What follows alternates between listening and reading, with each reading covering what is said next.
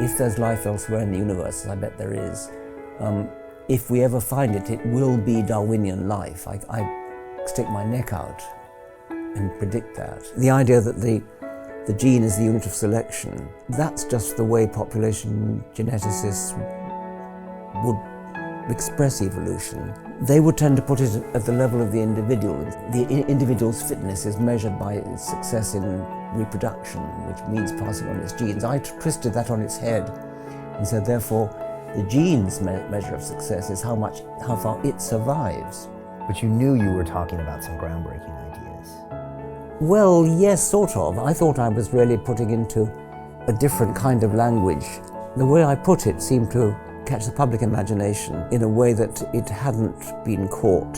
I've actually often been puzzled why it took so long for a Darwin to arrive on the scene. What Darwin did, it turns out, must have been clever because nobody did it before. But it's terribly simple. It's funny because when a human would initially see that without training or science, they'd say, well, obviously that was created. You see, a lion is a beautiful machine for chasing antelopes and killing them. And the antelope is a beautiful machine for escaping from lions. Well, whose side is God on? You cannot really reconcile, I think, a creator view with the fact that nature really is red in tooth and claw. There's an enormous amount of suffering. Predators are beautifully designed to kill the prey, and the prey are beautifully designed to escape from the predators. So you think that, obviously, what's God in it for? Does he like the spectator sport? Is he a sadist? You know, it doesn't make any sense.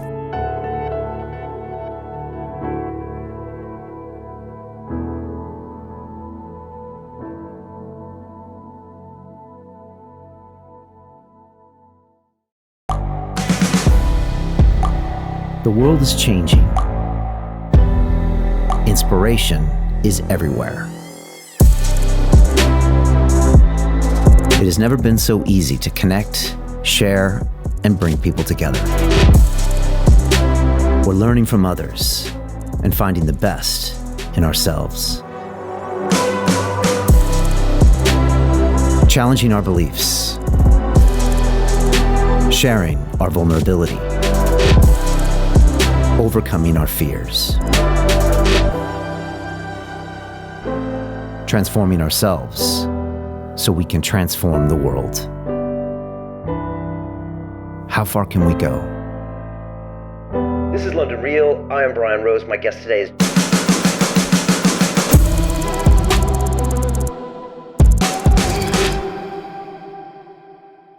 This is London Real. I am Brian Rose. My guest today is Richard Dawkins, the evolutionary biologist, outspoken atheist, documentary filmmaker, and international best-selling author.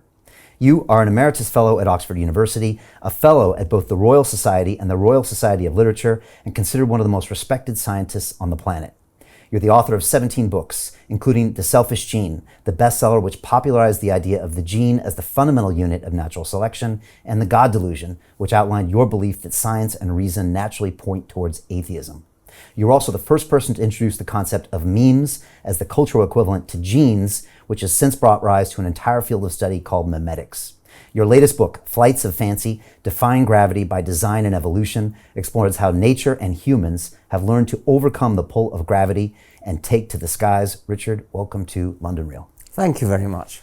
It's great to have you here. And I can't wait to jump into this book, Flights of Fancy, because first of all, I have two young boys. They're 5 and 6 years old, and the illustrations are incredible on this book. It's something I know their eyes are gonna go right to, and they're gonna start asking me all these questions about some of these animals that glide and some that fly and some insects. And so, I know you have another book where you had, illustrations, and it was also for a younger audience, but was this something that you wanted to do, or write a book for ages 8 to 80 for some time? Yes, the earlier book you referred to is called The Magic of Reality.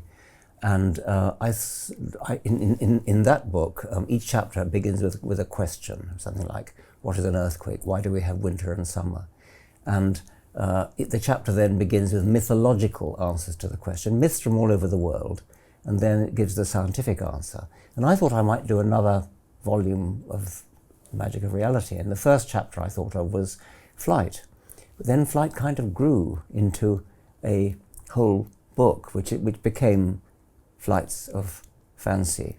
And I enjoy learning up all aspects of a subject, including the physics and the biology and the mythology, actually. And so yes, that's how it got started.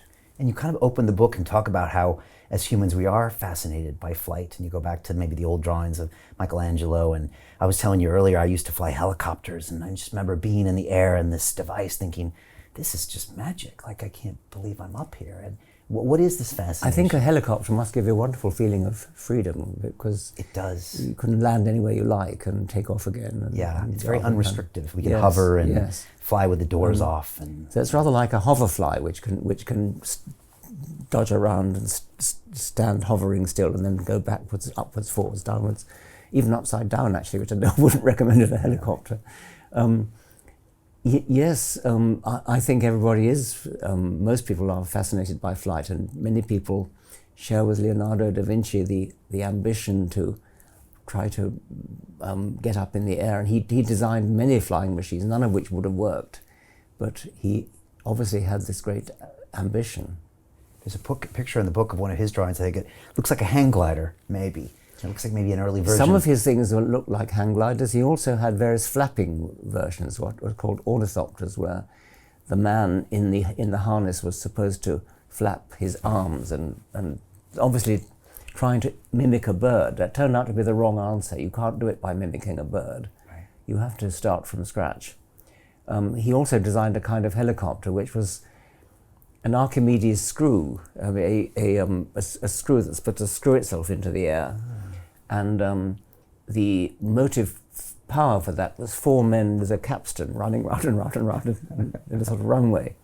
And of course muscle power couldn't possibly generate enough power to lift themselves. But it had no stabilizing, what on a modern propeller is provided by the rear propeller. Otherwise it just spins round and round and round, and that's all. Even if his machine had got off the ground, it would have just spun round and round and round. Yeah. Do you think if he had the materials and the electric motors in his lifetime, he might have been able to create something? Well, yes. If he'd had enough, human muscle power is not enough. It depends upon a much greater source of power than that. Right. And in the book, you kind of go through the hot air balloon, and then we kind of see the Wright brothers, and it's kind of fascinating to know that 6 decades later, now we're on the moon. I mean, it's amazing. That's an astonishingly short time, actually, from the Wright brothers to Neil Armstrong. Ridiculously short space of time. Yeah. I had my sons out, and we were watching the moon, and I was explaining the phases of the moon, and I said they put a man on the moon, and they both look at me like I'm crazy. Like, it's still almost inconceivable if you're a human on this planet to look up there and think, we put one of our people up there. It's a long time ago now. I mean, it's amazing that such a long time has elapsed since that time. Yeah, 60 plus years. I think they're going back. It's the latest. Yes, the mission was cancelled a couple of days ago. Okay, all right, but the plan is there. So in the book, you start looking into all sorts of variations of flight, gliding, and all sorts of some of the evolutional implications on that. What did you discover in writing this book? I learned about how planes work, for example. I was always a bit vague about what keeps them in the air. I still don't really understand how they manage to carry enough fuel to keep themselves up in a great big airliner that can fly actually from here to Australia. It's amazing. Without stopping. To carry enough fuel to convey that fuel all the way, let alone all the passengers and goods and things that it can do as well, I find very difficult to understand. I mean, I understand the physics of it, but I didn't understand the economics of it. And I didn't really know about Bernoulli's principle and the fact that planes work in 2 different ways, the Newtonian and the Bernoulli way, so I learned that. And I learned about aerial plankton, lots of different things.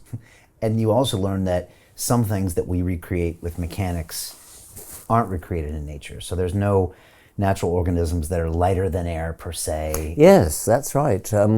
One of the ways, one of the chapters of the book is about lighter than air flight, balloons using either hot air or helium or hydrogen. I kind of try to speculate about we'll try to wonder why it is that no animal has done that, because the ingredients are there. I mean, there are organisms that produce hydrogen and methane, which is also lighter than air. And there are organisms that produce silk, and silk is good for making the envelope of a balloon. But no animals actually put them together. So there are plenty of animals that float about, not exactly lighter than air, but where the surface area is so large compared to their volume and their weight. One of the points of physics is, as you know, that the smaller an object is, the larger is its surface area compared to its volume. So something like the fairy fly Tinker Bella, which is actually a wasp, we've got a picture of it in the book, flying through the eye of a needle. It's so small that it would hardly need to bother to fly, it just kind of float around, not because it's lighter than air, but because its surface area is so great that the slightest waft of breeze, the slightest upcurrent, will just lift it without any effort.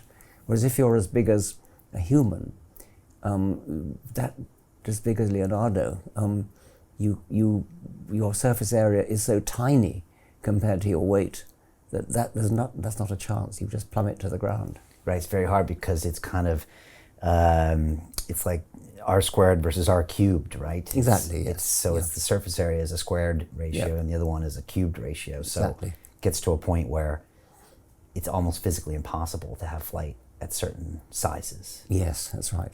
Did you find out what was the largest flying being? Was it a dinosaur? Well, Quetzalcoatlus was a pterosaur, a sort of giant pterodactyl, which was the size of a small aircraft, the size of a Piper Cub or a Cessna.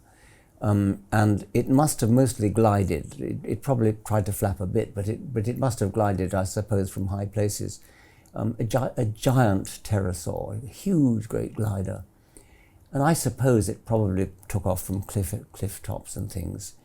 There is a suggestion that it might have punted itself into the air with using its elbows, and then it got into a thermal. But it probably made use of thermals like modern vultures and eagles do. Okay. And you even talk about why. Like, why is flying something that was developed? My kind of biologist is very keen on the question why, by which we mean what is the Darwinian survival value? What is it about flight that helps the animal to pass on its genes, survive to pass on its genes? And there are all sorts of different reasons. I mean, looking for food, escaping from predators, pouncing on prey from above, migrating to different places to keep up with climate changes. All sorts of different reasons why flight. It's almost a question that answers itself. It seems so obvious to us that flying would be a wonderful thing to be able to do. I guess we look at how we use it, like you said, the international travel and cost effectiveness. Yes. What do we use drones for? Like just to get better views of things? Yes, quite, yes, yeah.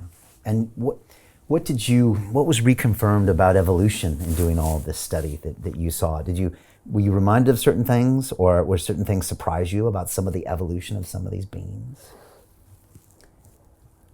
I wouldn't say surprise, because I'm sufficiently imbued with Darwinism now that nothing very much surprises me. I suppose there are some quite remarkable adaptations in detail, things like, well, I just mentioned hummingbirds. Sorry, I mentioned hoverflies, but hummingbirds do it too, hovering like a helicopter. I became very fascinated by the symbiotic relationship between plants and insects and birds, pollinators, because the plants need their pollen to be transported from the male flower to a female flower. And some plants do it by wind, but I'd speculate, wouldn't it be wonderful if plants could have a little winged chariot to carry their pollen? And they probably would have evolved, excuse me,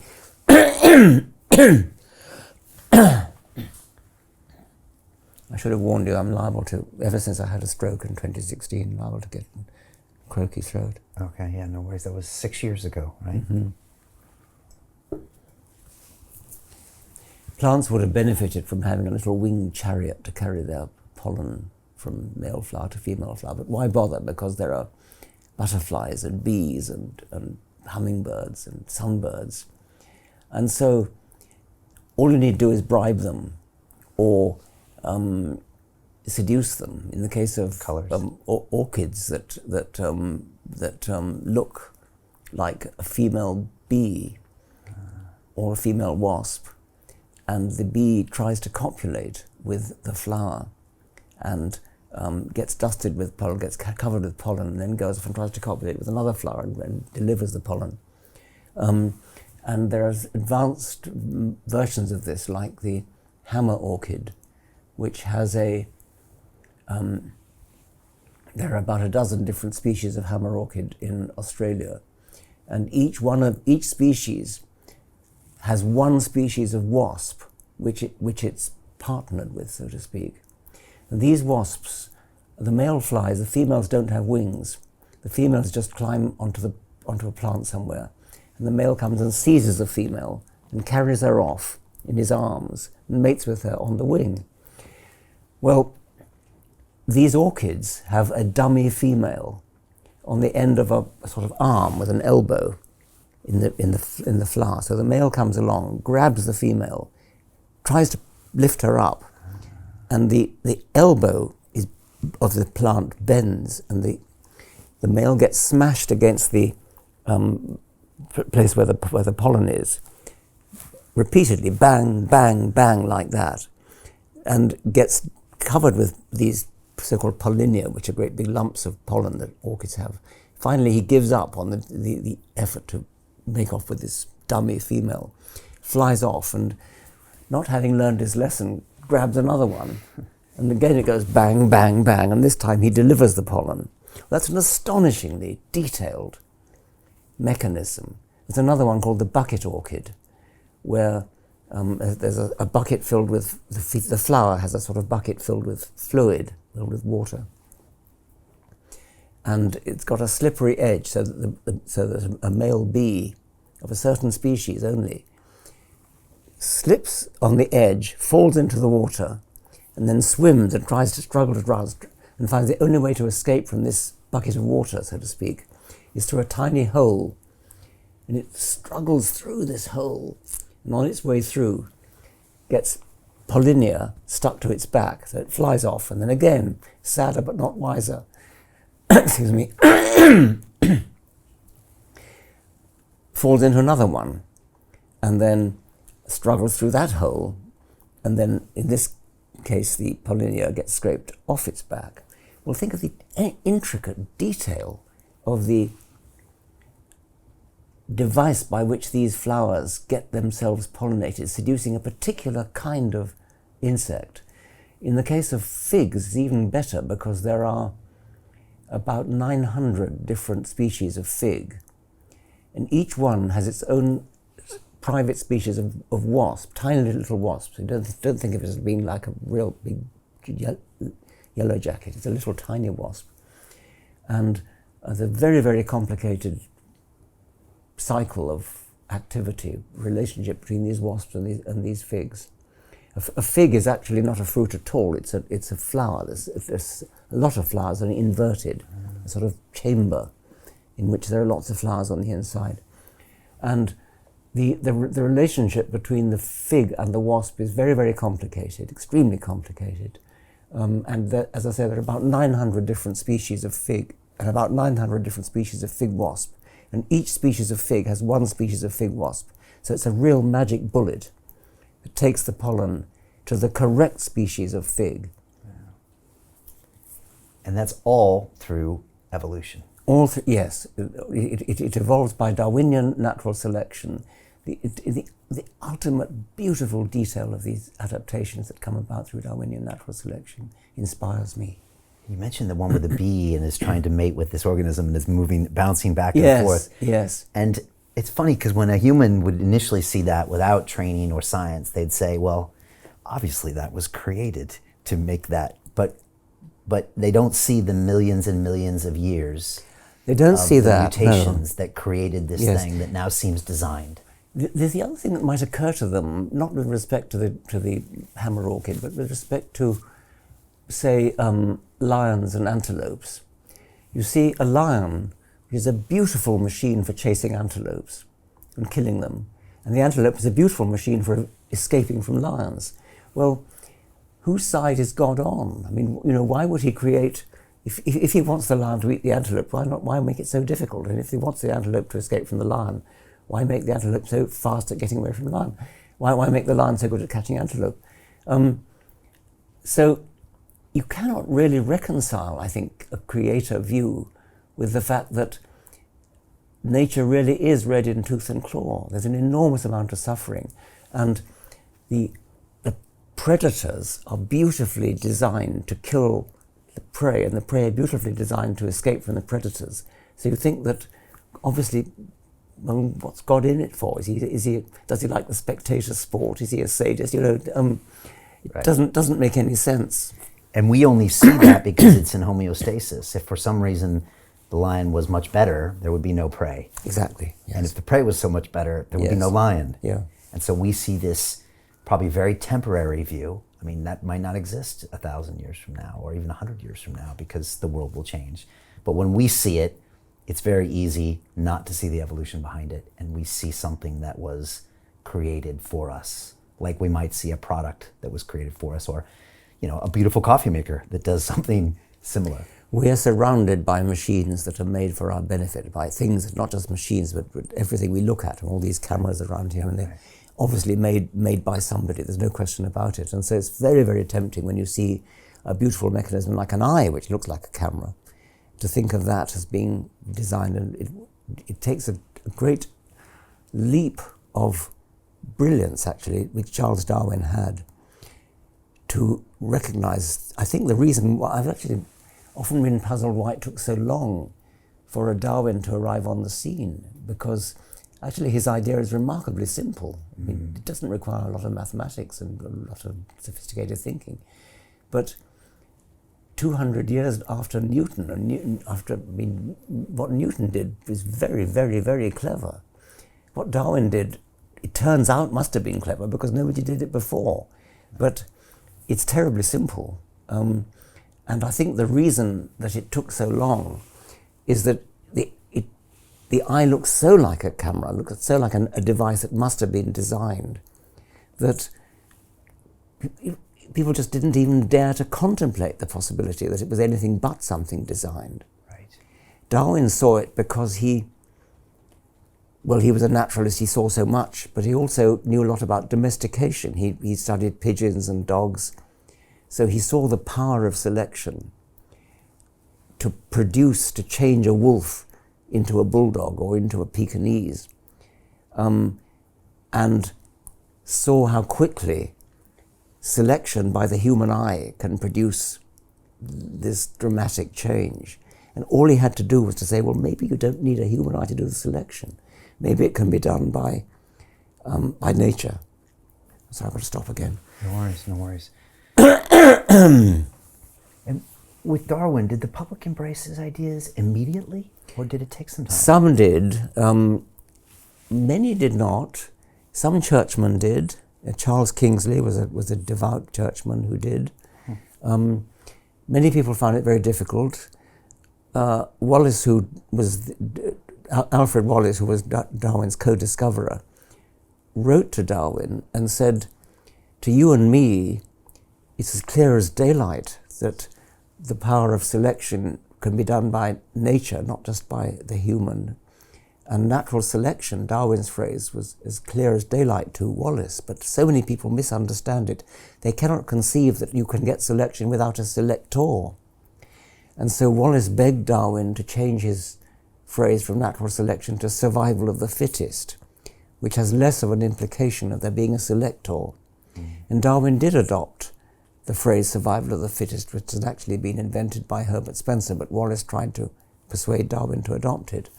So Darwin continued to use the phrase natural selection alongside survival of the fittest. Are there problems with using the language of survival of the fittest? Like, do people hear fittest and think it's the strongest, which it isn't always? Well, that's right. When in Darwin and Wallace's time, that's what it did mean. It meant the strongest, the keenest of eye, the sharpest of wit, and so on.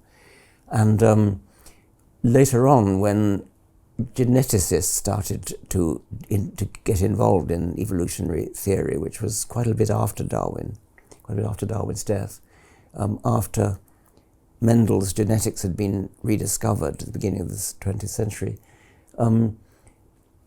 Mathematical geneticists needed an algebraic symbol, they called it W, fitness. So fitness became it's almost a tautology. Just the fitness of an animal was its capacity to survive and reproduce, measured as, for example, the number of its grandchildren or the number of its great-grandchildren. So the survival of the fittest became a tautology because that's how you define fitness. In Darwin's time, it was not a tautology because it really did mean the strongest or the swiftest or the cleverest. But then in the hands of the population geneticists, survival of the fittest became a tautology. It doesn't mean it doesn't happen. You might as well say, if you objected to it as a tautology, it would say, I don't know, it's no good breeding racehorses for speed because it won't work because it's a tautology. I mean, of course it'll work. The original meaning of fitness as speed in this case is still there. But I don't like using the word fitness actually for that kind of reason. But it is a favourite word of evolutionary geneticists. Some people have called you the Rottweiler of Darwin. Is that a compliment? I was called that, yes. Well, it was a takeoff from Huxley, who was called Darwin's bulldog. Okay. But actually, Rottweilers are very charming, sweet dogs, so I don't really worry about it. Was this something at an early age that just naturally clicked with you, those ideas of Darwin? I know you were brought up with various exposures to the church, but early on did Not really. I mean, I think my father explained natural selection to me. He'd read botany at Oxford. He was a biologist, but I didn't really appreciate it. I mean, I understood it, but I didn't think it was a big enough theory to do the job. And I think it was only when I was about 15 that I kind of realized that it actually was big enough to do the job. And there's nothing else. I mean, it has to be big enough, but it is too. I mean, now we know it's plenty of evidence that it really does work. When you grew up in Kenya, did that exposure to nature and the animals? Well, actually, I left Kenya when I was two. So okay. No. But I could have done, because my parents then moved to what was then Nyasaland, which is now Malawi, which is also in Central Africa.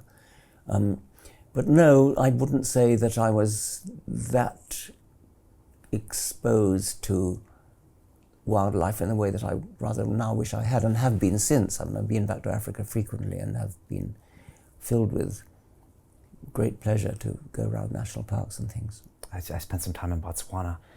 Me too, yes. Oh, it's magical. Yes, I quite agree.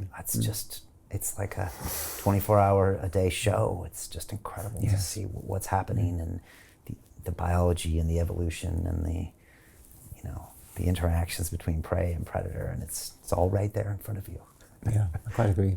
When you wrote The Selfish Gene, did you know it was going to be such a big deal? No. It's your first book? Yes. I remember jokingly referring to it as my bestseller while I was writing it, and obviously I hoped, I suppose any author hopes it will be a bestseller. But was that a joke, or did someone? It was a joke. But you knew you were talking about some groundbreaking ideas. Well, yes, sort of. I mean, I thought I was really putting into a different kind of language ideas which were current among professional biologists. Indeed, I was. That's exactly what I was doing. But the way I put it seemed to catch the public imagination in a way that it hadn't been caught before. It was the idea that the gene is the unit of selection, and that's just the way population geneticists would express evolution. they would tend to put it at the level of the individual and say the individual, individual's fitness is measured by its success in reproduction, which means passing on its genes. I twisted that on its head and said, therefore, the genes' measure of success is how far it survives. Right. So, and that seemed to me to be a much simpler way of putting it, because if you talk at the level of the individual organism, then you have to say the individual organism is not trying to survive, except insofar as survival leads to reproduction. And not just reproduction, but passing on genes to the next generation and so on. I thought it was a much simpler thing to simply go straight to the level of the gene and say that it's the gene that's the level of selection, and it's the gene is using the individual organism as what I called a survival machine to get itself passed on. So the organism, the individual, is a tool of the genes to get passed on. And those genes that are successful are the ones that are very good at building individual bodies. But the body is a machine for passing on the genes that created it. Right, yeah. That's a pretty groundbreaking advancement of the theory. Have you ever thought what it would be like to have this conversation with Darwin about your work and his work? It would be wonderful to do so, of course. I once actually was invited by a Japanese television company to meet an actor dressed up as Charles Darwin and explain to him what had happened since his time. And it was quite fun. I mean, it was an English actor, not a Japanese actor. And he was quite a good actor. He was dressed up, covered with grease painting, looking like Darwin. And the grease paint kept on dropping off, and the makeup girl had to come along and put it back on again. And I had to explain to him about Mendelian genetics, because this was a puzzle that had faced Darwin in his own lifetime. Nobody knew anything about genetics at the time. It was just sort of vaguely known that like begets like, that there's a tendency for children to look like their parents. But it was sort of thought to be a kind of mixture. You were thought to be a sort of blend of your mother and your father. That's the way it appears. I mean, people do tend to have the attributes of both their mother and their father. Sometimes more of one, sometimes more of the other. But it was thought to be blending, a bit like mixing paint. You get red paint and blue paint, and you mix them together, and you get purple.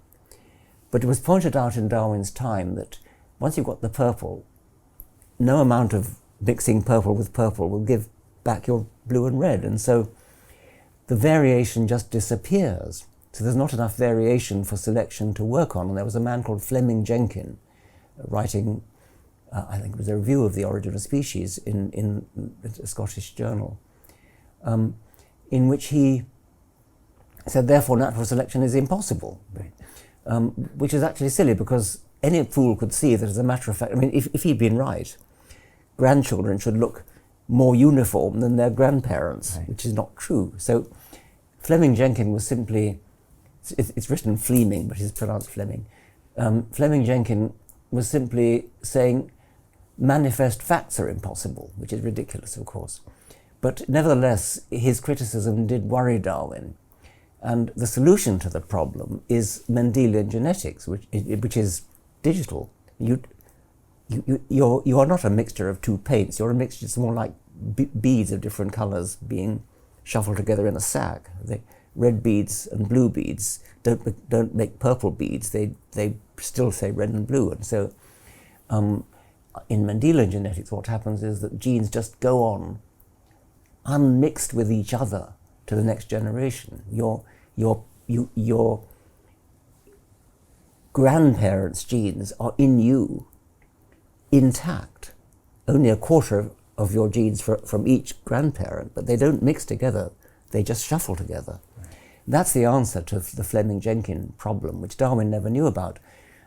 Mendel's work showing that genetics is digital in that sense had been done in Darwin's lifetime, but Darwin unfortunately never read it. Nobody else did, hardly. It was published in a rather obscure journal, and its significance was simply overlooked until the beginning of the 20th century. And then, even then, it took a while for anybody to realize that this was the answer to the Fleming-Jenkin riddle. So it was my job to explain this to the actor for this Japanese crew. I had to sort of answer the door, and Mr. Darwin, I'm delighted to meet you. Were you very nice to him and reverential? Of course I was. And then I explained to him about this thing, and he was that's it. He said, he did it very, very nicely. So that was rather a nice Is that what experience. Darwin would have said, do you think? Well, I suspect he would probably, Right. yes. I think he would. It's so clear, Yes. and it's an explanation. Yeah, yes. Wow. And so you published in 1976, Selfish Gene. The book goes around the world. It affects so many people in so many ways. Why? And why then? Was it the timing? I have no idea. I mean, I think it's a very clear idea, and I think I just put it into words, yeah. But You mentioned when Darwin came out that there were churchmen that bought onto his thesis. yes, Which surprised me when you say that, because I thought maybe even back then there would be no churchman that could keep his job that might subscribe to that. And obviously this has been a huge part of your work, is going up against churches and doctrines. well, versus- nowadays most sophisticated, educated churchmen have no problem with it. There are plenty of unsophisticated, relatively uneducated religious people who think there is a problem, because they take the book of Genesis literally, and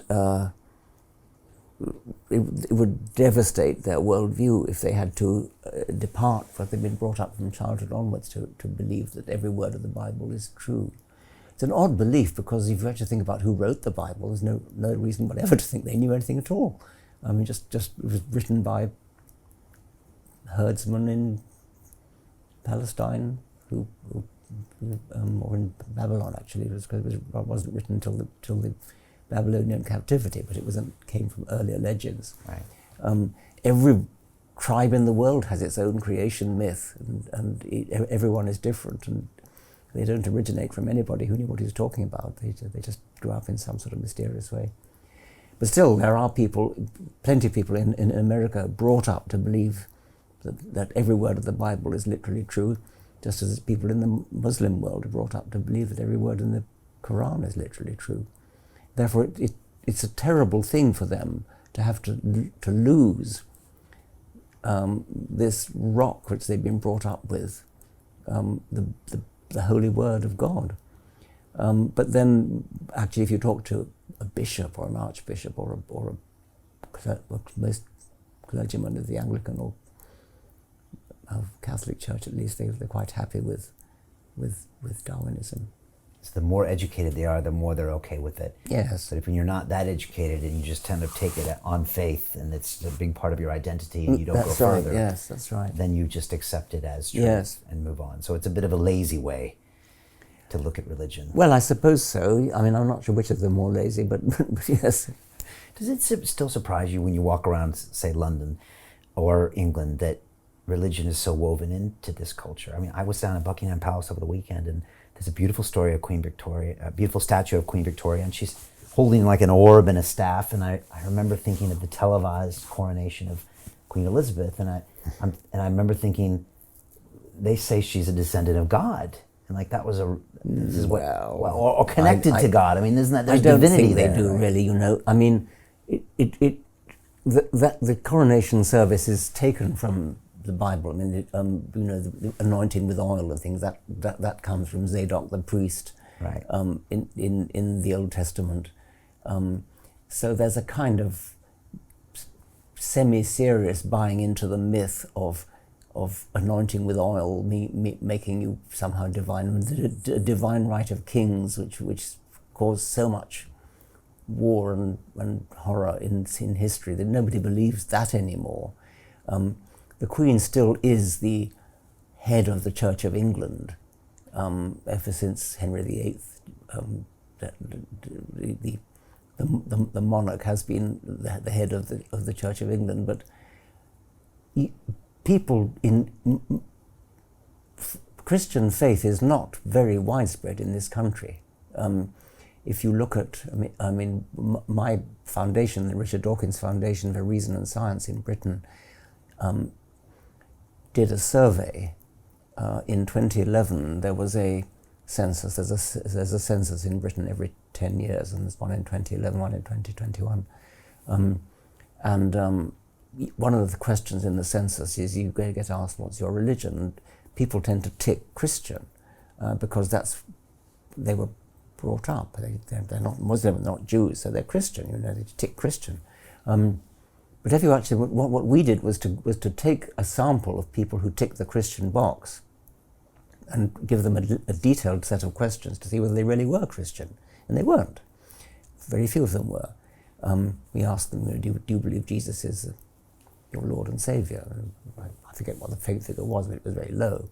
Do you believe in God? Was slightly higher, but not much higher. So don't think that just because the Queen is constitutionally head of the Church of England, that therefore people in Britain believe in Christianity. A few do, but not that many do. And fast forward 100 years from now, will the church? Well, I would think so, but I don't know. Well, when I say not many, I mean it's something under 50%. But so it is some. But the figure is much higher in America, but it's coming down in America, and the number of people who now subscribe to no religion in America even is, I think, up about 25%. Right. The Richard Dawkins in 1976, when you were studying genetics and publishing The Selfish Gene, did you ever think that you would be having discussions about religion and you would write a book called The God Delusion? Or was this always going to be a collision course? Well, I never thought of it as a collision course, but there is a certain amount of, even in The Selfish Gene, there's a certain amount of anti-religion assumption there. And when you wrote The God Delusion, what was the reaction, and how did that change your perception? The reaction was, I suppose, predictably mixed. It's the best-selling book I've written. It sold even more copies than The Selfish Gene, although it's a newer book. They both sold several million copies, but The God Delusion more so. I think the reaction was what you might expect. There was very positive and very negative, depending upon who you talk to. Right. And we've had Lawrence Krauss here, and you made a movie with him called The Unbelievers, where yes, you kind of toured the world. I think you were doing speaking events in various places. I think it ended up in Sydney. And I watched that when Lawrence was on the show 5 or 6 years ago, and it was just interesting to see you two engage with audiences and speak openly and frankly with sometimes religious zealots and other people. And what's it like having those conversations or having those discussions? Does it get to a point where with some people there's no discussion to be had, or are most people willing to engage? It's very variable. I mean, they're usually fairly amicable. I mean, we don't very seldom have kind of slanging matches. I've usually had rather friendly audiences. I suppose it's just the friendly ones come. I mean, I think perhaps the antis don't tend to turn up. I've had a fair number of interviews with devout people, but they've been friendly. To continue watching the rest of the episode for free, visit our website londonreal.tv or click the link in the description below.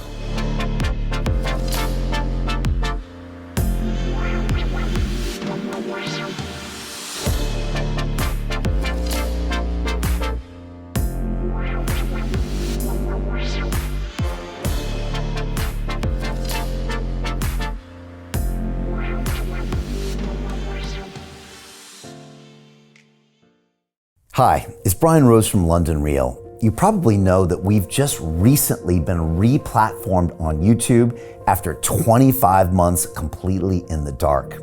The truth is, I really need your help. What I really need you to do is click on that subscribe button right now, like this video, and maybe even leave a comment or share the link with friends. We're really fighting against an algorithm that's tried to keep us quiet for so long. And the more subscribers we have, the more people watch our content, the better guests we can bring you, the better content, and we can continue transforming lives. We've been doing this for 14 years now. I want to do this for another 14 years, but I really need your help. So click on that subscribe button, like the video, leave a comment, share this, and we're going to continue to bring you more and more great content. Thank you. Most people will never see this opportunity. Dubai luxury transformation projects have historically delivered 40 to 90% annual returns. That is incredible. These were once reserved only for insiders with access. I spent 15 years on Wall Street and I learned this: the biggest returns always go to the people who get the call first. Now, you finally can. We've just received a brand new project with major upside potential. Allocations move fast. Click the link, apply now, and speak to my team. This is your chance to see what others never will.